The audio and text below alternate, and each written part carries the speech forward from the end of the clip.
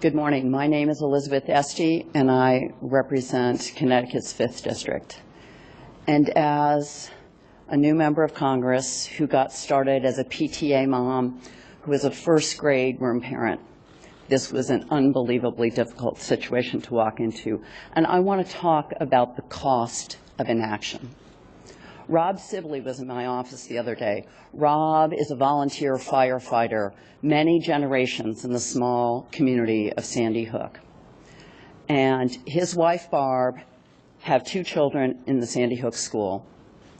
He received a call that morning from his wife, who had gone to the school to take some medication to their son. And he got a call saying, "Rob, there's a man coming towards me with a gun. I love you," and hung up the phone. That is what the people in Newtown, Connecticut are dealing with now. Grace McDonald's parents came to the White House last week. They gave a painting by their daughter who loves pink.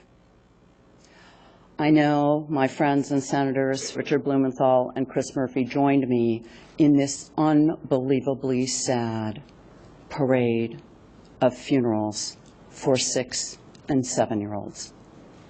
8 of the girls were in the same Girl Scout troop.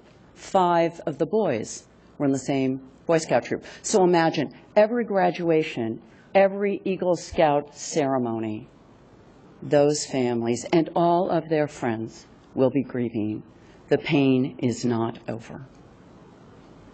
What I've heard again and again when I've met with families and members of the community in Newtown, and what I've heard in the letters and phone calls and emails I've been receiving from around the state and around America, is that we must take meaningful action to save lives. What happened in Newtown on December 14th, 2012 was an unspeakable tragedy. But what happens now, that is up to us. Newtown must be a call to action for Congress and for all Americans who believe and who know that we can respect the rights of law-abiding gun owners, and at the same time we can save lives.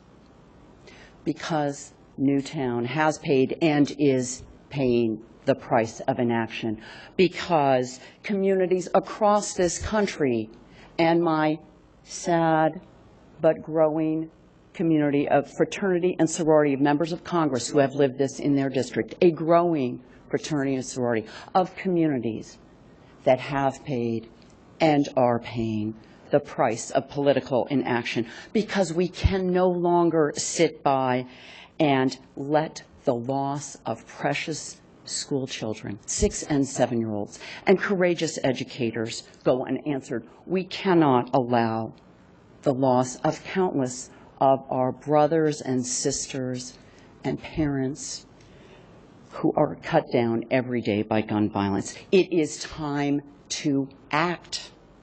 It is time to renew and strengthen the assault weapons ban, and that time is now. I am so proud to join Congresswoman McCarthy, Congressman Perlmutter, in helping to introduce this important legislation in the House of Representatives. And I want to thank my friends and colleagues, the senators from Connecticut, and enormously to Dianne Feinstein, Senator Feinstein, Schumer, and Durbin for their leadership. But make no mistake, it's not just our battle.